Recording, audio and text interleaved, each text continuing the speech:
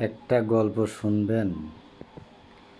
এক লোক কাঁডল আছে না, কাঁডল কাঁডল পাঠাইছিল বিদেশে, বুঝছেন?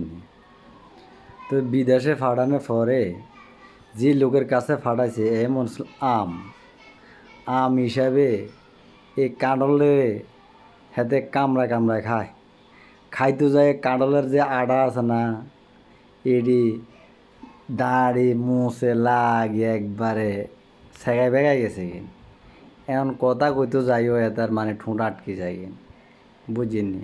তো আবুল সরকার ভাবছিল মানে এমন কিছু, আরে বেড়া তুই এই মুসলিম রাষ্ট্রে থাকি আল্লাহ এবং রসুলের কটূক্তি করবি? হ্যাঁ, এটা কোনো সময় হয়? কি মনে করস? যারাই ইসলাম বিরোধী করবে, আল্লাহ এবং রাসুলের বিরুদ্ধে কোনো কটূক্তি করবে, কাউকে ছাড় দেওয়া হবে না, ঠিক আছে? আর একটা কথা, এটা একটা গল্প আরে, বুঝেননি? সিংহ এতে কাল ঘুমাইতে ঘুমাইতে এত তো এমন ঘুম যাইতেছে, কোনো খবর নাই। আর ইয়ান্দি মানে উন্দুরে কিচ্ছে, এতার ঘুম কেমনে জাগন করব, এতার বারবার ডিস্টার্ব করে। এতে আরেকমি ফিস দিয়ে রে ওই সিংহর কানের ভিতরে বা নাকের ভিতরে দিয়ে রে লাড়া মারে।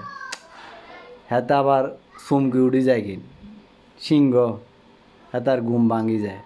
তো ঘুম ভাঙি গেলে উড়ি দেখ কোন করে পায় না, আবার উঠে। এরকম কয়েকবার করানোর পরে দিয়াতে সেতে মেতে যখন উঠে গেছে কিন, তখন ইন্দুরির যা কি উপরে থাকবো না গর্ত না দেবে আপনারা এখন?